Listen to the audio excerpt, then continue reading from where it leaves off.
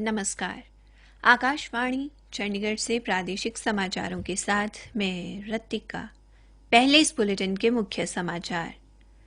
प्रधानमंत्री नरेंद्र मोदी ने कहा है कि आयुष्मान भारत डिजिटल मिशन में भारत के स्वास्थ्य क्षेत्र में क्रांति लाने की ताकत है।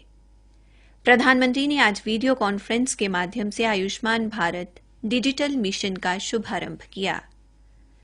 केंद्रीय गृह मंत्री अमित शाह कल नई दिल्ली में राष्ट्रीय आपदा प्रबंधन प्राधिकरण के 17वें स्थापना दिवस का उद्घाटन करेंगे।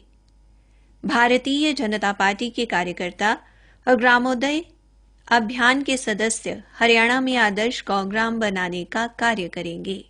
और हरियाणा पशुपालन एवं डेयरी विभाग बेरोजगार युवाओं के लिए दुग्ध उत्पादन की नई योजनाएं चला रहा है। देश भर में 18 वर्ष से अधिक आयु के सभी लोगों के लिए सरकारी केंद्रों में निःशुल्क टीकाकरण अभियान चलाया जा रहा है। आपसे अपील है कि कोविड रोधी टीका जरूर लगवाएं और इन आसान उपायों का पालन करें। मास्क लगाएं, 2 गज की सुरक्षित दूरी बनाए रखें, बार-बार हाथ धोने और साफ सफाई का ध्यान रखें। अब समाचार विस्तार से। प्रधानमंत्री नरेंद्र मोदी ने कहा है कि देश में शुरू किए गए आयुष्मान भारत डिजिटल मिशन के पास भारत के स्वास्थ्य क्षेत्र में क्रांति लाने की ताकत है।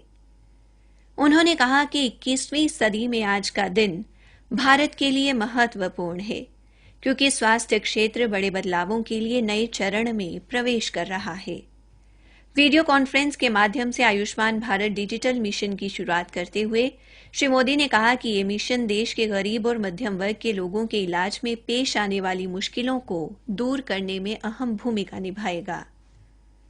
प्रधानमंत्री ने कहा कि अब प्रत्येक नागरिक के पास डिजिटल पहचान पत्र होगा और उनका स्वास्थ्य संबंधी रिकॉर्ड डिजिटल रूप में सुरक्षित रखा जाएगा। 3 वर्ष पहले पंडित दीनदयाल उपाध्याय की जयंती पर देश भर में आयुष्मान भारत योजना की शुरुआत की गई थी। प्रधानमंत्री ने इस बात पर प्रसन्नता व्यक्त की कि आयुष्मान भारत डिजिटल मिशन भी आज से देश भर में शुरू किया जा रहा है। उन्होंने कहा कि भारत के पास 130 करोड़ आधार नंबर, 118 करोड़ मोबाइल उपभोक्ता, 80 करोड़ के करीब इंटरनेट उपभोक्ता, 43 करोड़ जनधन खातों के साथ दुनिया का सबसे बड़ा जुड़ा हुआ बुनियादी ढांचा है। श्री मोदी ने कहा कि डिजिटल आधारभूत संरचना ने आम लोगों तक राशन के साथ साथ प्रशासन की पहुंच को सुनिश्चित किया है। हरियाणा के शिक्षा वन एवं पर्यटन मंत्री कंवरपाल गुर्जर ने कहा कि आयुष्मान भारत डिजिटल स्वास्थ्य मिशन के तहत देशवासियों को अब एक डिजिटल स्वास्थ्य पहचान पत्र मिलेगा। उन्होंने कहा कि हर नागरिक का स्वास्थ्य रिकॉर्ड डिजिटली सुरक्षित रहेगा।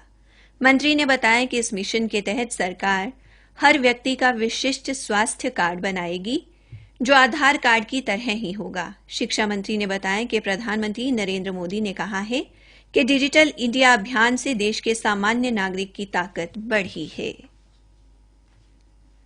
आज विश्व पर्यटन दिवस मनाया जा रहा है। इसका उद्देश्य वैश्विक स्तर पर सामाजिक, सांस्कृतिक, राजनीतिक और आर्थिक मूल्यों संबंधी इसकी भूमिका बारे जागरूकता पैदा करना है।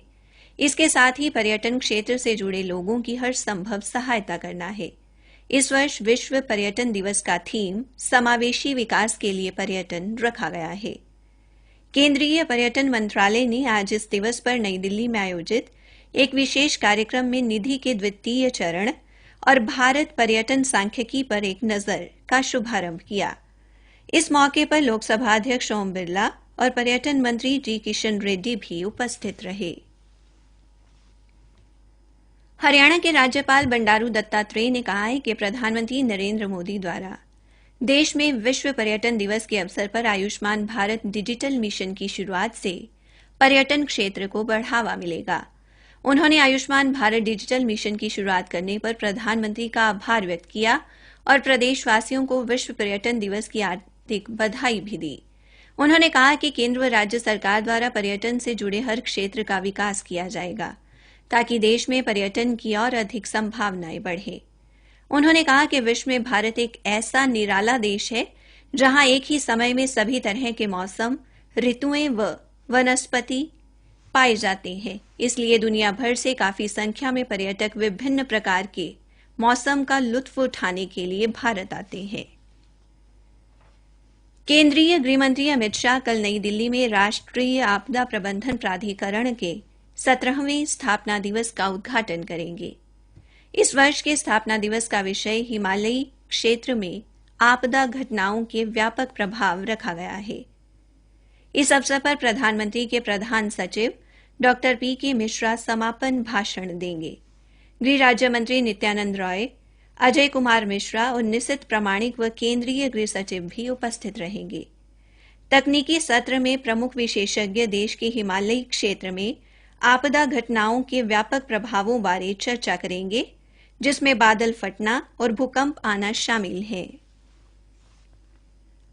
आकाशवाणी का समाचार सेवा प्रभाग ड्रोन के लिए उत्पादन से जुड़ी प्रोत्साहन योजना के बारे में नागर विमानन मंत्रालय के सचिव प्रदीप सिंह खरोला के साथ एक विशेष साक्षात्कार प्रस्तुत करेगा।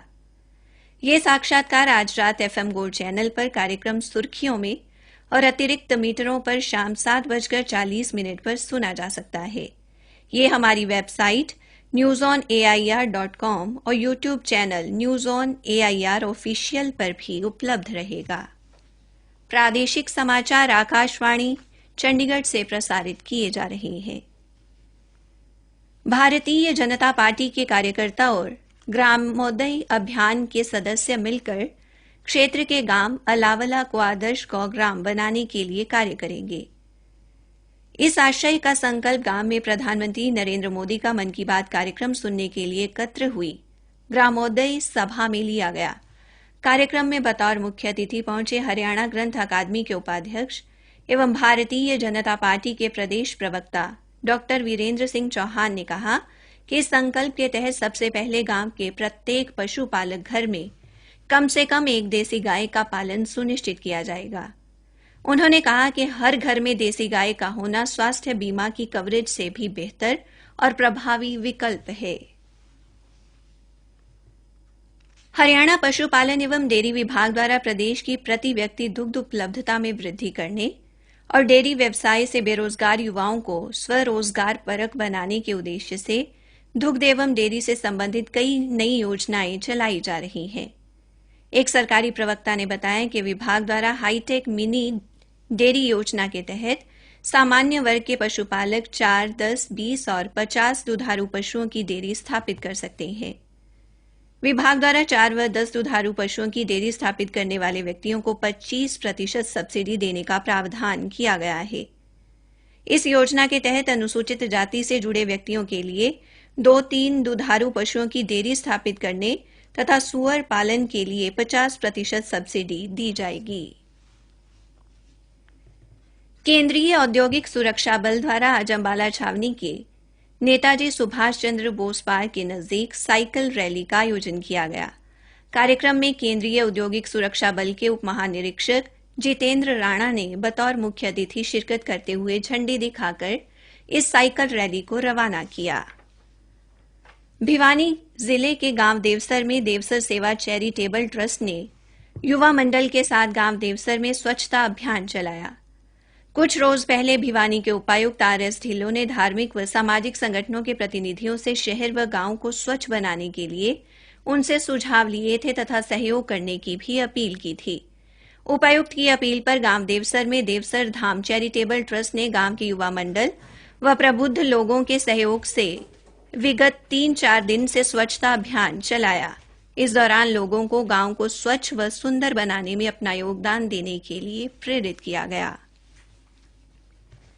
सिरसा जिले में नरमा कपास की फसल में गुलाबी सुंडी के प्रकोप की आशंका के मद्देनजर कृषि विभाग की टीम ने खेतों में जाकर निरीक्षण किया। कृषि विशेषज्ञों के अनुसार गुलाबी सुंडी कपास की फसल को मध्य व अंतिम अवस्था में नुकसान पहुंचाती है। अंत में मुख्य समाचार एक बार फिर।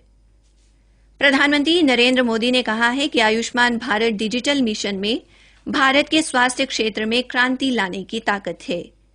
केंद्रीय गृहमंत्री अमित शाह कल नई दिल्ली में राष्ट्रीय आपदा प्रबंधन प्राधिकरण के 17वें स्थापना दिवस का उद्घाटन करेंगे। इसी के साथ प्रादेशिक समाचार समाप्त हुए।